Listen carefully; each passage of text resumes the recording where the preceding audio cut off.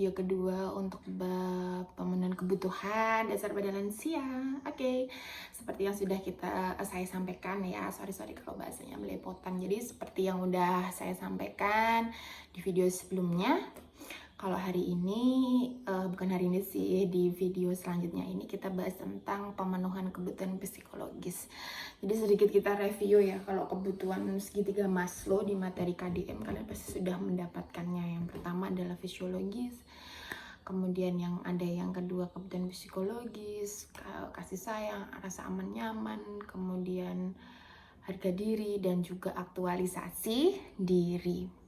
Mau dewasa, mau lansia, mau remaja, mau anak-anak, kebutuhan dasar ini harus terpenuhi, dan manusia pada dasarnya semuanya ingin kebutuhan dasar ini terpenuhi. Jadi kita nggak boleh salahin lansia tuh kalau misalkan dia ngalamin stres karena kondisinya sekarang aku udah ngerasa tua.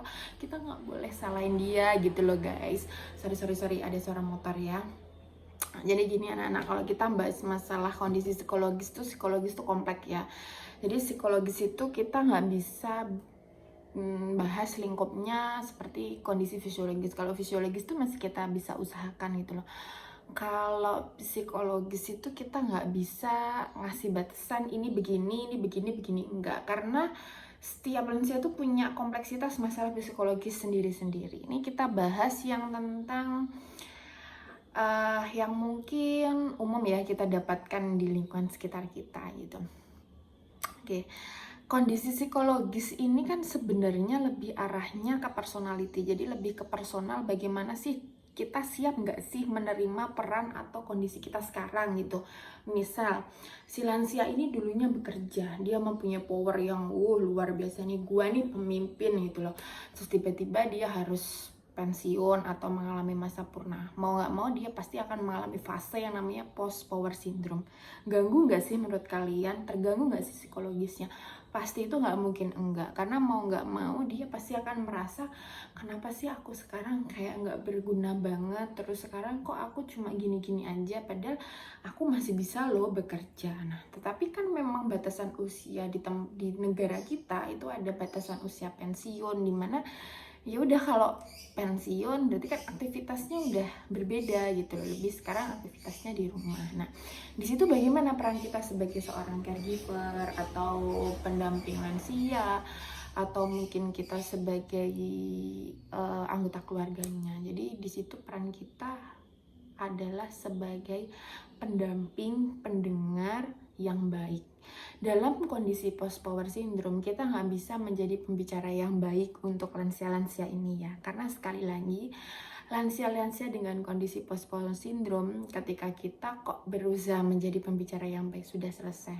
Selamanya lansia ini nggak akan pernah approve dengan kita, dia nggak akan pernah respect dengan kita, dan kita akan dinilai orang ini sok banget sih, padahal aku nih yang lebih berpengalaman, gua nih yang lebih berpengalaman, gua nih kerjanya lebih mentor daripada lo gitu.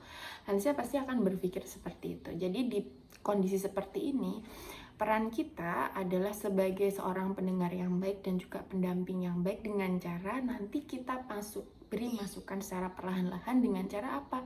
Si lansia ini kita ajak untuk melakukan aktivitas-aktivitas yang arahnya lebih ke masyarakat atau sosial masyarakat, agar dia merasa perannya dia dan powernya dia itu walaupun perlahan-lahan berkurang, tapi tidak merasa berkurang banget gitu loh. Karena kalau langsung berkurang banget, langsung kepotong kurang banget, stres dong. Bayangin aja misalkan kayak kita, biasanya kita ngelakuin aktivitas sekolah dan tiba-tiba nggak sekolah, nggak ngapa-ngapain, coba stres nggak sih?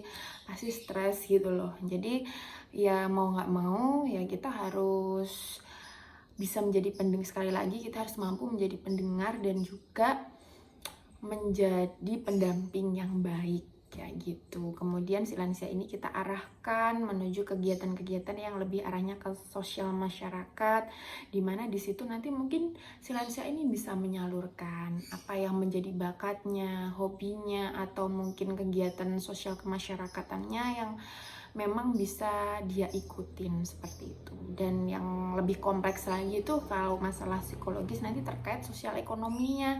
Sosial ekonomi pasti akan mengganggu banget, apalagi masalah ekonomi yang awalnya dulu mungkin pas waktu masih bisa kerja, sehat dan sebagainya, keuangan secara finansial bagus, terus tiba-tiba harus ada potong dan lain sebagainya, kan pasti akan merasa udah aku harus nggak bisa kerja, terus pendapatanku juga minimal seperti itu. Jadi kan pasti otomatis si lansia ini akan merasa, ya kok aku gini banget gitu loh. Nah, jadi kita sebagai seorang caregiver atau pendamping di sini, peran kita harus mampu mendampingi dengan baik, harus mampu menjadi pendengar yang baik, dan juga harus bisa menjadi fasilitator yang baik. Oke, dengerin ya, fasilitator yang baik, bukan pembicara yang baik. Itu harus diingat, fasilitator yang baik. Kita nggak bisa guruin lansia, itu harus diingat, karena lansia itu maunya didengar, maunya diperhatikan. Kita nggak bisa menjadi guru bagi lansia, kita hanya bisa menjadi contoh yang baik untuk lansia. Itu harus kalian ingat. Oke, sampai ketemu di video selanjutnya. Bye.